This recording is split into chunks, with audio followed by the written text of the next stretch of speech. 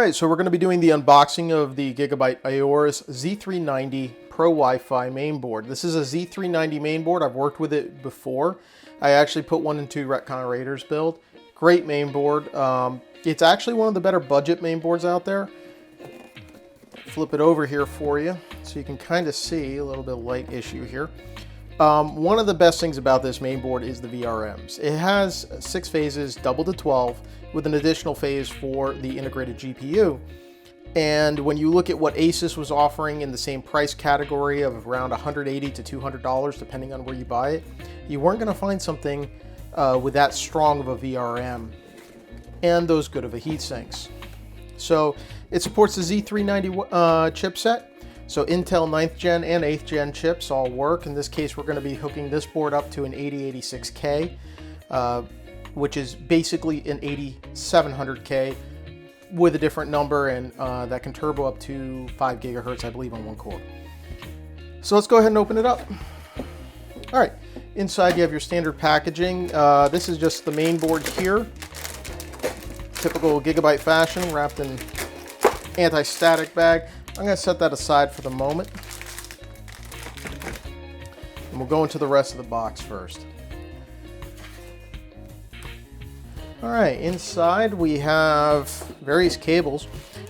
These are various, looks like a power cable of some sort. We've got SATA cables, both straight and 90 degree. You have your other RGB cables. This looks like a temperature probe, actually. Second one. This is the Wi-Fi antenna. Now, I had some problems with this Wi-Fi antenna on the initial build. It's actually kind of fragile. So if you do get one of these, be careful with it. But don't worry, they're dime a dozen. You can get other ones. Let's see, we have the M2 standoffs. Now, this board does have multiple M2 slots. Here's an M2 screw. That allows you to properly put those cards in. And this is a nice little thing. You can plug your case into this, your G connector. Makes it a lot easier.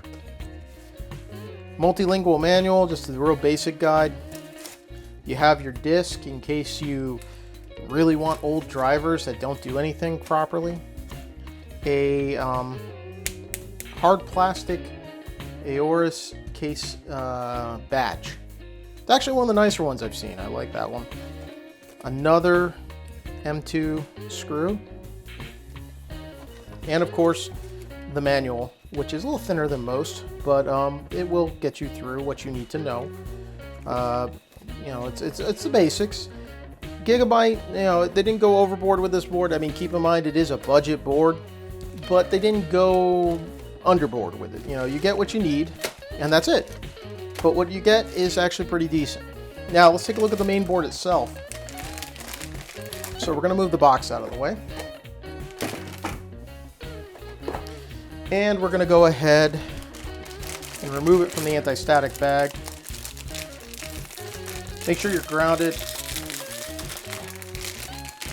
Oh, this guy. There we go.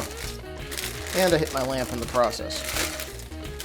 Okay, so this is actually a nice looking main board when it comes to them as far as they go.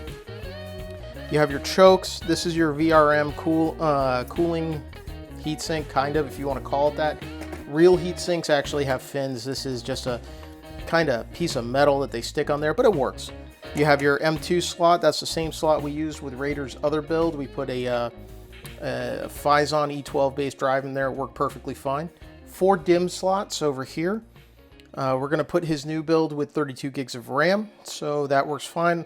I've run 64 gigs in these, and they work fine as well. Reinforced PCIe graphics slot, along with the the X1 slot above it. You have your second M2 right here, again with a nice integrated heatsink. Actually, these really aren't that great.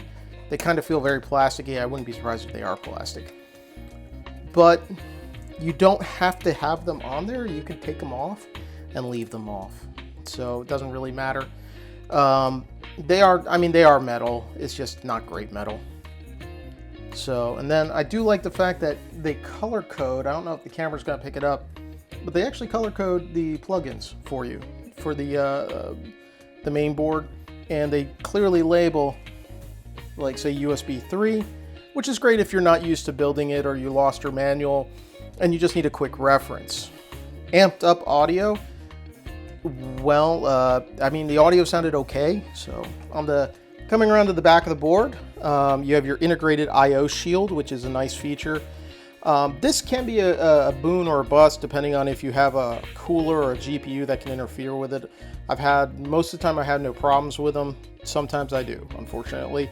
And I've actually had to go ahead and cut parts of them off in order for it to work, because what they do is they tend to, in this case they did it here too, they'll bring the I/O shield up to here and make it look like it's one solid piece, as opposed to removing this giant chunk of plastic that serves really no purpose other than to get in the way of your cards.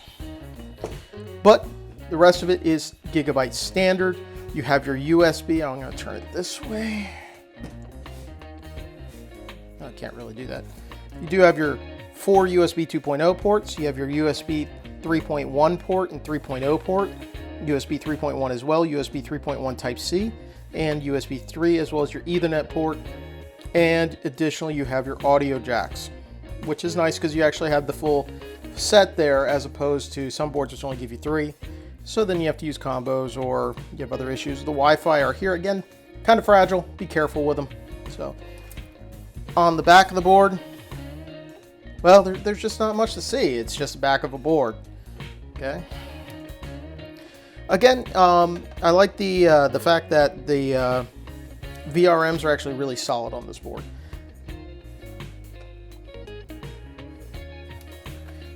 All right, well, that's about the sum of it, and we're going to call it that a unboxing.